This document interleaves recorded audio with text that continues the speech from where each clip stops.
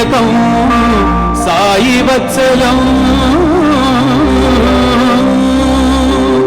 श्रीनिवास रमेशाप्तकिरणं कीर्तिकारणं धनञ्जयस्य वृद्ध्यर्थं श्रीरामं प्रणमाम्यहम्।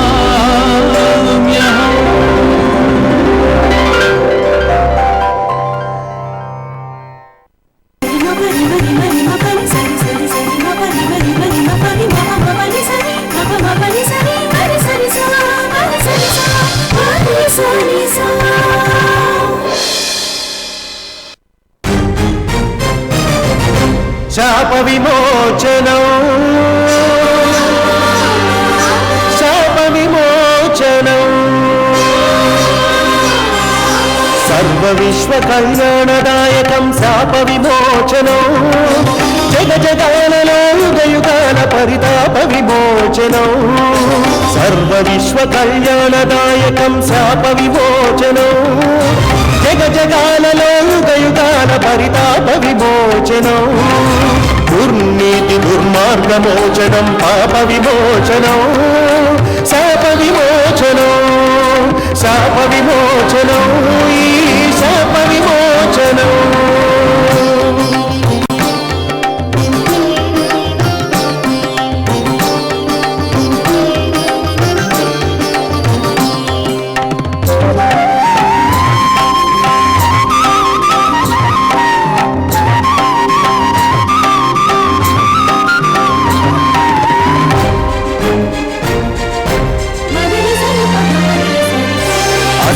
విశేష విజ్ఞానప్రదం భయముఖ సులోచనం శాప విమోచనం ఆయురారోగ్య సౌభాగ్యమయం దినకరాలోచనం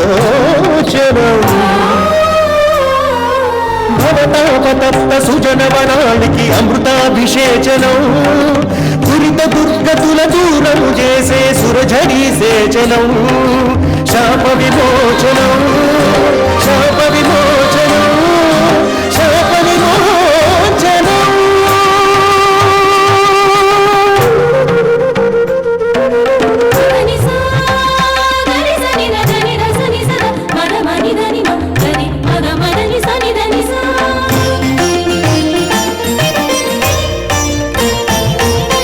యుక్తాయుక్త విచక్షణ తెలిపే నిగమాలోచనం భక్తియుక్తులను ముక్తిగా మలచే దివ్యాలోచనం యుక్తాయుక్త విచక్షణ తెలిపే నిగమాలోచనం భక్తియుక్తులను ముక్తిగా మలచే దివ్యాలోచనం కామక్రోధ మోహాలను దహించు రుద్ర త్రిలోచనం కామక్రోధ మోహాలను దహించు రుద్ర త్రిలోచనం మదమత్సరయుత ఖల సర్పములకు గరుడ విలోచనం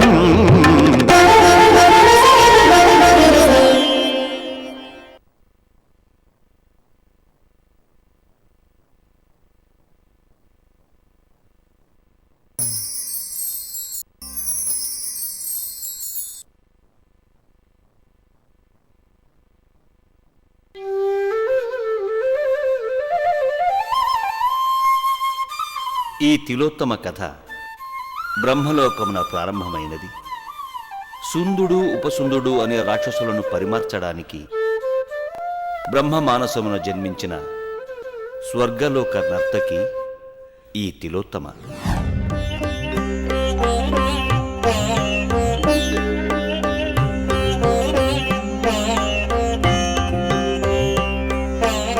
పరమేష్ఠి పాహి పాహి విధాత శరణు శరణు అన్యథా శరణం నాస్తి త్వమేవ శరణం మమ రక్ష రక్ష హిరణ్యగర్భ రక్ష రక్ష.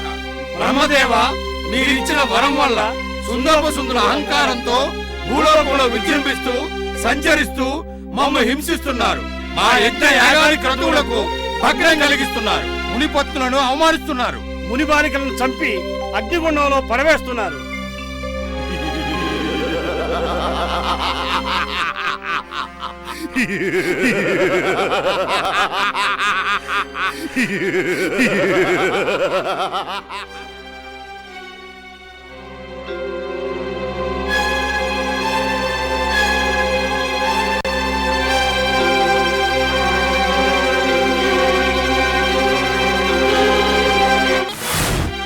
శాంతించండి మునులారా, శాంతించండి. మీ ఆవేదన నాకు తెలుసు. తెలిసిన వాడు కనుకే తీర్చగలవని ఆశ్రయించాను దేవా.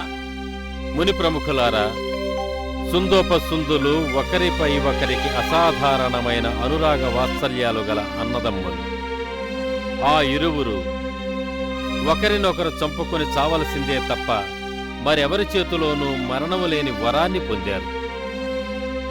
నీతోనూ ఆ పరమేశ్వరునితోనూ వచ్చిన సమస్య ఇదే స్వామి. చిత్రమైన వరాలిస్తారు, జగతిని చిక్కుల్లో పడేస్తారు. ఎంతటి విధాతనైనా నేను కాలాన్ని బట్టే ప్రవర్తిస్తూ ఉండాలి. కాలగమనానికి విధాత అయినా తలవంచాల్సిందే కదా. అయితే ఇప్పుడేది మాకు దారి?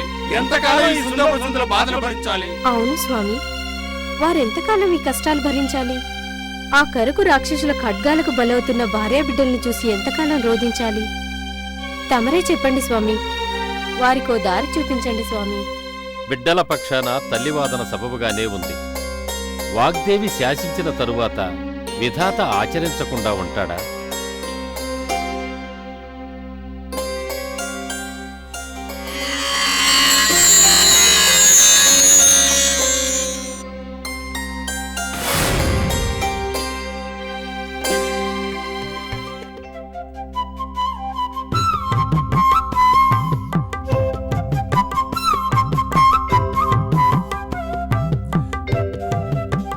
ఈమె మరో అహల్య కాదు కదా స్వామి? కాదు, ఈమె గత జన్మలో భృగుమహర్షి కూతురు. పేరు వృక్షకి. చిన్నతనంలోనే వైధవ్యం ప్రాప్తించింది. పుణ్యనదుల తీర్థాలలో నాగస్నానములు చేసి పుణ్యలోకంలో స్థానం సంపాదించింది. పుణ్యలోకాలలో ఉన్నవారిని రప్పించి వారికి మరో జన్మ కల్పించి వారిని దేవలోక కార్యాలకు వినియోగించటం పరిపాటి. ఆ విధంగా నేను సృష్టించిన ఈ యువతికి ఇది 2వ జన్మ. ఈమెను అప్సరసగా ఇంద్రసభకు పరిమితం చేస్తున్నాను. విధాత, నేనెవరినో, నా వల్ల కాగల కార్యం ఏమిటో, నన్ను పుట్టించిన కారణమేమిటో తెలియజేసి నన్ను కృతార్థురాలిని చెయ్యండి. ఓ యువతీ లలామా, నీవు తిలోత్తమ నామధేయురాలివై వర్ధిల్లుతావు. ఇంద్రసభలో పితృదేవతలను నీ నాట్య విన్యాసాలను రంజింపజేయటానికే నిన్ను పుట్టించాను. మరొక విశేషమేమిటంటే, సుందోపసుందులనే రాక్షసులు నా నుండి వరాలను పొంది విడదీయరాని అనుబంధంతో విర్రవీగుతూ లోకకంటకులై ప్రవర్తిస్తున్నారు. నీవు నీ రూపలావణ్యాలతో, అసాధారణమైన నీ ప్రజ్ఞా పాటవాలతో ఆ రాక్షస సోదరులను విడదీయాలి.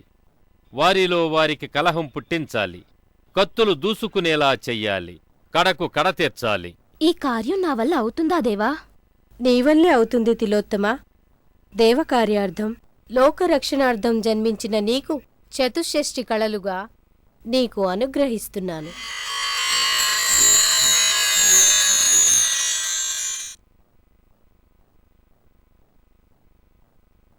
సకల కళా నికురంబ అయిన శారదాంబ కటాక్షం నాపై నిండుగా మెండుగా ఉన్నప్పుడు నాకిక ఏ చింత లేదు. అన్ని చింతలను ఆవలకు నెట్టి ఆ రాక్షసాధముల చెంతకు వెళ్ళు. నీకు అన్ని శుభాలే జరుగుతాయి. శుభం భూయాత్.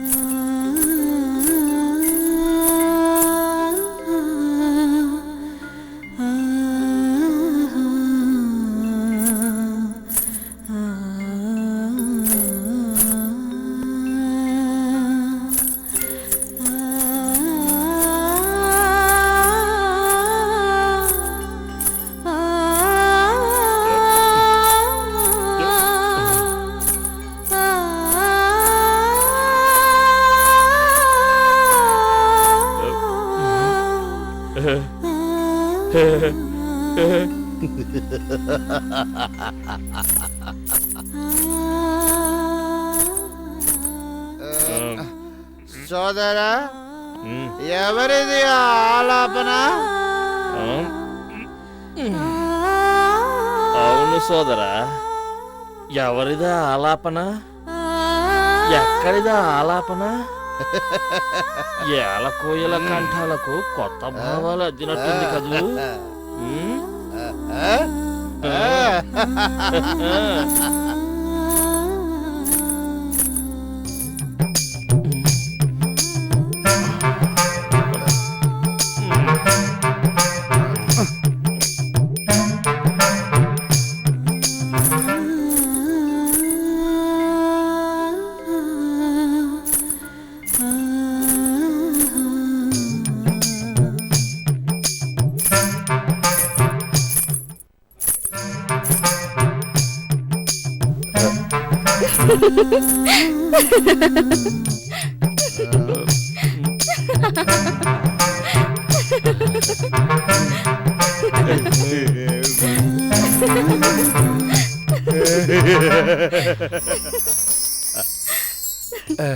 సుందరి, ఎవరు నీవు?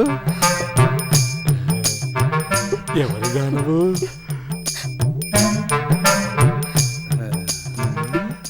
ఓ వెరపా, మమ్మల్ని కన్న మైమరుపా.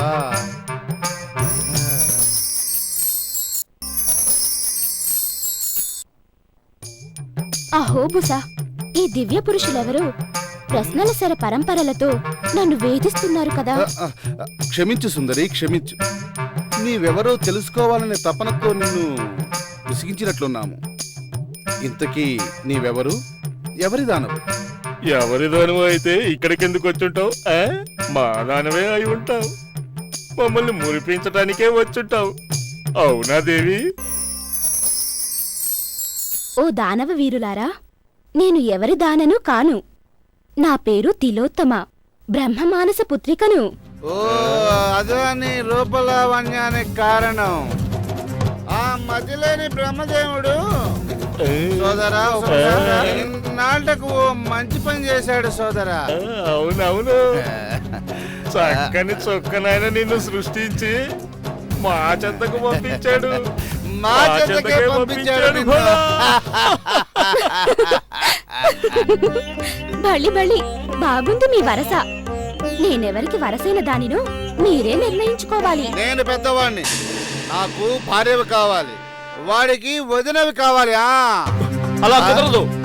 తమ్ముడు ముచ్చట తెరచడం అన్న బాధ్యత. కాబట్టి ఆమె నాకు భార్య, నీకు మరదలు కావాలి. లేదు లేదు ఉపసుంద, ఆమె గానాన్ని మొదట విన్నది నేను. కావచ్చు, కానీ ఈమెను మొదట చూసింది నేను. ఉపసుంద, నా దారికి అడ్డు రాకు. ఆమె దరికి చేరాలని ప్రయత్నించకు. ఆమె నాకే చెందాలి, చెంది తీరాలి. కాదు కాదు, ఈ ఒప్పుల కుప్ప నాకే చెందాలి. కాదు, నాకే చెందాలి. కానే కాదు, నాకే చెందాలి.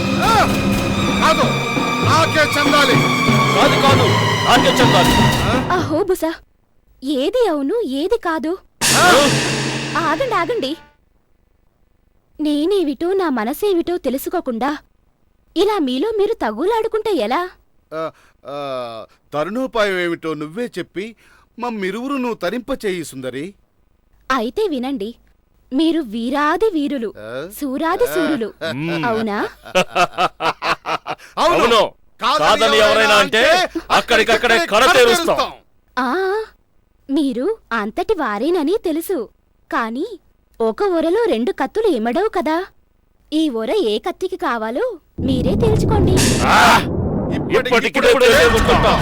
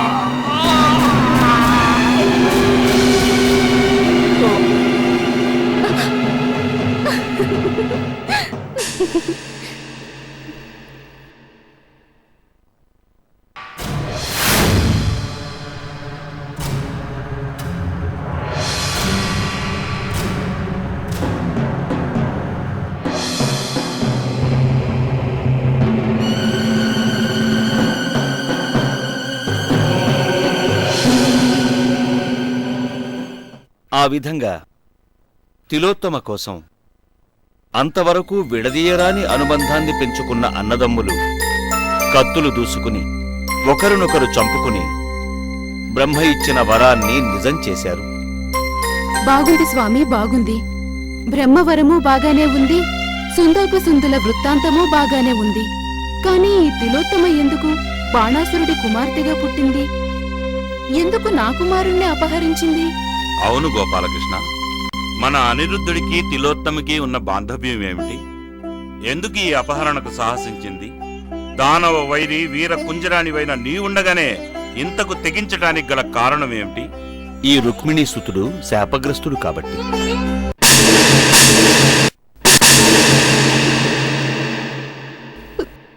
ఏమిటి స్వామి మీరనేది? నా కుమారుడు శాపగ్రస్తుడేమిటి? కంగారు పడకు తల్లి. నీలమేఘశ్యాముడైన మీ శ్రీవారు ఇంత నిశ్చింతగా ఉన్నారంటే ఎవరికీ ఏ చీకు చింత రాదని లేదని అర్థం ధ్వనిస్తుంది. ఆ చిరునవ్వులు చాలించి అసలు సంగతి చెప్పి వైదర్భి ఆందోళన తీర్చవయ్యా నల్లనయ్యా. దీనిలో కలత చెందవలసింది, కలవరపడవలసింది ఏమీ లేదు వైదర్భి. కలత చెందక కథ విను.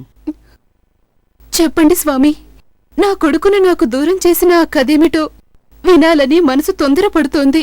చెప్పండి స్వామి. సుందోపసుందుల వధ అనంతరం తిలోత్తమ, రంభ, ఊర్వశి, మేనకలతో కలిసి పితృదేవతల సంతృప్తి కోసం దేవతల కొలువులో నాట్యాన్ని చేస్తూ ఉండేది.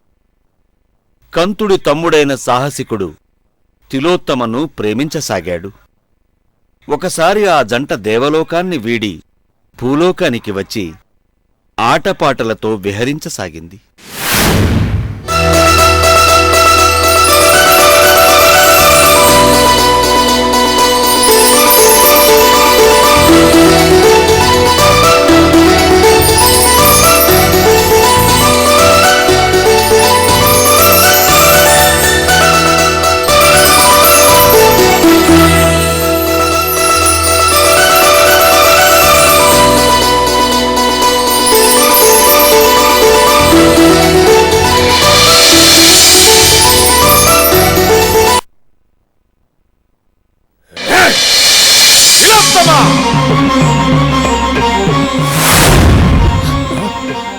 హే మహానుభావ, మహామహిమాన్విత తపో ప్రభావ, నిగ్రహ నిగ్రహ దక్ష, రక్ష రక్ష, దుర్వాస మునీంద్ర. బ్రహ్మ మానస పుత్రిక వయ్యుండి రుద్ర సమానుడనైన మాధ్యానానికే భంగం కలిగిస్తారా? మీ ఆట పాటలకి, మీ సరస సల్లాపాలు కొనసాగించడానికి ఆ తపోవనమే నెలవయ్యిందా? లేదు స్వామి, లేదు. తెలిసి చేసిన నేరం కాదిది. గాలివాటుకు నా వల్లెవాటు ఎగిరి పొరపాటున తమపై పడింది. మన్నించు ప్రార్థన. తెలిసి తాకినా తెలియక తాకినా అగ్ని దహించక మానదు. పొరపాటున పడినా గ్రహపాటున పడినా నీ వల్లెవాటున భంగపాటుకు కారణమైంది. అనుభవించు స్వామి. ఈ చేసిన తప్పిదానికి రాక్షస కులంలో పుట్టుగా.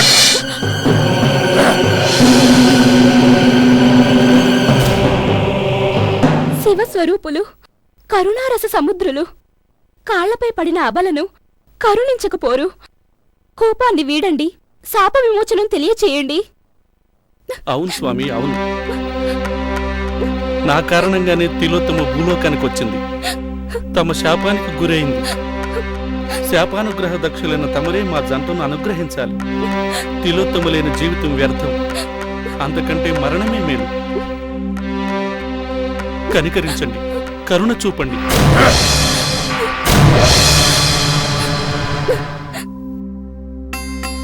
ఓ ప్రేమికులారా, నా వాక్కు అమోఘం, అనుభవించక తప్పదు. కానీ పాదాలంటే ప్రాధేయపడుతున్నారు కాబట్టి కొంత ఉపశమనాన్ని అనుగ్రహిస్తున్నాను. పరమ వైష్ణవ భాగవతోత్తముడైన బలిచక్రవర్తి ముని మనవరాలివై బాణాసురుడి కుమార్తెవై జన్మిస్తావు. ఈ పాపంలో, ఈ శాపంలో నీ ప్రియుడు ఈ సాహసికుడు కూడా భాగం ఉంది. కాబట్టి ఇతడు యాదవ కులంలో శ్రీహరి కృష్ణావతారాన్ని ధరించినప్పుడు అనిరుద్ధుడనే పేరును జన్మిస్తాడు. మీ పుట్టుక వలన ఇంతవరకు సృష్టిలో జరగని మానవ దానవ కులాల సంబంధాలకు కొండంత మార్గం ఏర్పడుతుంది. పొండి.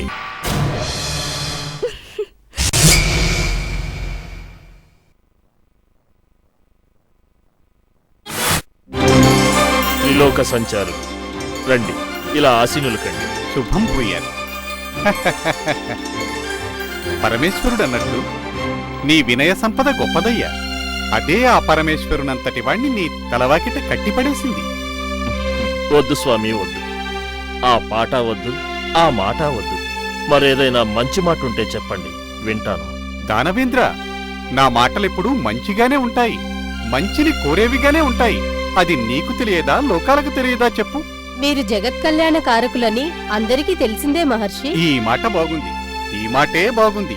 మరి మా మాటను మన్నించి ఎల్లలోకాలను సంచరించే తమరు ఈ మధ్యలో మా తాతపాదులైన బలిసార్వభౌముల వారిని కలిశారా? వారెలా ఉన్నారు, ఏమంటున్నారు?